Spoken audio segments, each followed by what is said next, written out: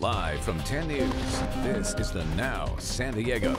We're going to keep families together, but we still have to maintain toughness or our country will be overrun. President Trump taking action to bring separated families together. This comes after days of backlash from around the world. Good afternoon. I'm Kimberly Hunt. Melissa Messiha is live in the 10 News Live Center now with more on this executive order. Melissa.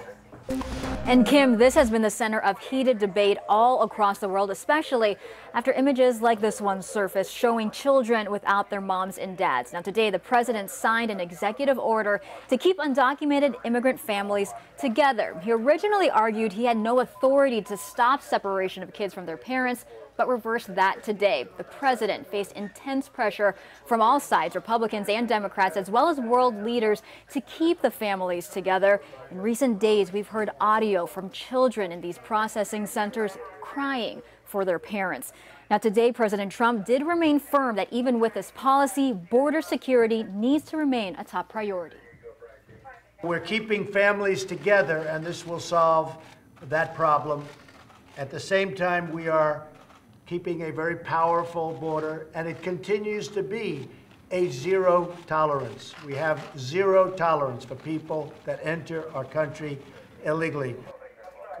After signing the executive order on Twitter, the president posted this. If we can go back to the Live Center, it shows video of Democrats, including President Obama and Hillary Clinton, on the topic of illegal immigration. Let me go ahead and play that right now. Our immigration system is broken. Illegal immigration is wrong, plain and simple. All Americans, not only in the states most heavily affected, but in every place in this country, are rightly disturbed by the large numbers of illegal aliens entering our country. The people who should be here are those who come legally. We have to send a clear message. Just because your child gets across the border, that doesn't mean the child gets to stay. Now, according to DHS, since early May, more than 2,000 children have been separated from their parents after crossing the border. Here in the 10 News Live Center, I'm Melissa Messiha. Thank you, Melissa. This controversy swirling as a group of San Diegans lined up in Civic Center Plaza to take their oath to become U.S. citizens today. 10 News anchor Mary McKenzie is downtown, where the debate over the Trump administration's immigration policy is on many people's minds. This is a big celebration happening here in the plaza. You can see one group is from the naturalization ceremony that has just come to an end here, and there is a line forming already for a second ceremony that will happen today. But for many of these folks, an immigration policy that separates children from their families is on their minds. This is the opportunity right here. Waiting this morning for this chance. Down there, please. You know, that's why people come here. The line outside to get in, stretching around the plaza, of naturalized citizens-to-be and their families, some of whom have been waiting years for this day. On the minds of many, the zero-tolerance immigration policy playing out at the U.S.-Mexico border. Tanya Ortiz came to the U.S. on a visa with her mother when she was just a young teenager. It's really heartbreaking because seeing those little kids, maybe 3-year-olds, 5-year-olds, 10-year-olds, who actually need their parents to be with them, as being separated that way so drastically, it's kind of rough to see. It's really bad. Francisco Caparlo has been in the U.S. for 23 years and feels a head and heart conflict about the policy that the administration has said aims to deter illegal immigration. You have to have a paper to live in one country. It's frustrating to him to watch people come into this country illegally when he's been waiting so long for the legal channel to work for him. But the thing is, the separation, that's something else.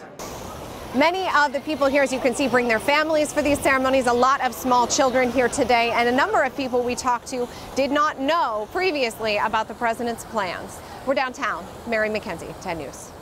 Coming up in just 3 minutes, we are getting a better look at the living conditions for these children. Corey Rangel showing us the tender age facilities where children are being kept right now.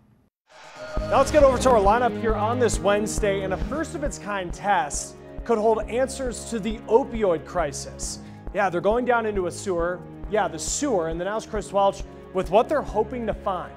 Now, in most places, restaurant workers, you get paid less than minimum wage and you kind of make up the rest in tips. But Washington, D.C., just becoming the first major city to outlaw that. So how could this change what happens when you go out? Also, there is a need for more teachers. We've told you about that, but there's new technology that's actually helping offset those shortages. So we're going to show you how it's working. It's a story you'll only see today on the Now. Plus, after the debate over Confederate monuments, one city going a step further, apologizing for its role in slavery. We'll get into that ahead here on the Now.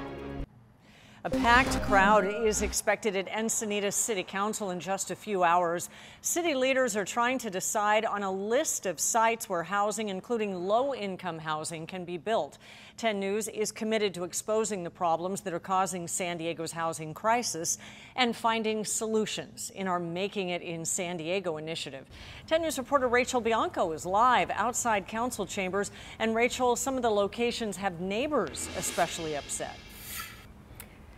You're right about that, Kimberly. The city has come up with a list of 19 sites that it wants to have rezoned for high density housing. So you can imagine a lot of opinions in a lot of different neighborhoods, but there's one location in particular that has people especially concerned. Take a look. It's this vacant lot in Olivenhain where Encinitas Boulevard and Rancho Santa Fe Road cross. Neighbors say if the city allows an apartment complex to be built here, the traffic through this area will be even more of a nightmare. They also worry about emergency vehicles getting in and out of the rural area in the event of a fire.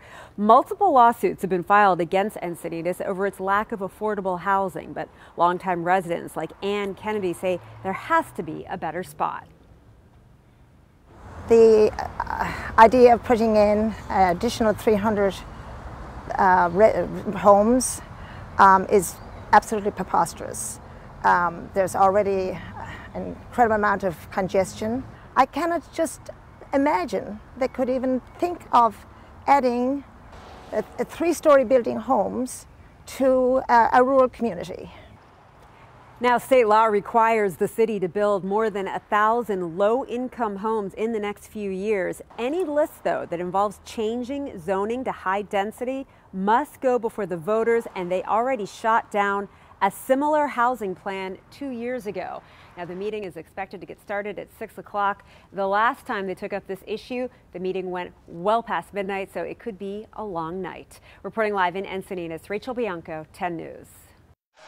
There have been days of uproar and debate over the family separations happening at the border. The Now's Corey Rangel with a look at how all of this has been adding up. The images of children detained and separated from their parents are prompting reaction across the country. Even the president is now admitting they've had an impact on him. Yes, they affect everybody. Those images affect everybody. We're now getting our first look at one of the so-called tender age shelters, where babies and young children are brought after being taken from their parents. The media has not been allowed inside, but it's one of 3 shelters in Texas where the youngest children are kept, despite Texas state lawmakers speaking out against them. Immigrants are welcomed here. Hate, xenophobia, and baby jails are not. And we're learning more on how taxpayer dollars are being spent on this crisis. According to NBC News, the cost of holding children in tent cities costs far more than keeping them with their parents. It costs $775 per child per night to house children in tent cities, compared to $298 per person if a child is kept in a detention center with their parent, or $256 to hold children in permanent facilities. The reason tent cities cost so much is the need to bring in security, air conditioning, medical workers, and other government contractors. For The Now, I'm Corey Rangel. Let's turn to the Now newsfeed. Kate Spade's brand announcing today that it is donating $1 million to suicide awareness. The company also giving $250,000 to a crisis text hotline. A federal judge dismissing 16 lawsuits by survivors of the Charleston church shooting. They had sued the government over the FBI not running a background check that potentially could have stopped the murder weapon from being bought. The judge said the government has immunity. And the TSA stepping up its efforts to limit just how much powder you can take with you on a plane. Now, you can have about a soda can size, but it's already been enforcing this on flights within the U.S. Now they're asking international airports to do the same. All right, let's check back in with our lineup here. And a first-of-its-kind test could hold answers to the opioid crisis. Yeah, they're going down into the sewer to try and find them. The Now's Chris Welch with more on that when the Now continues.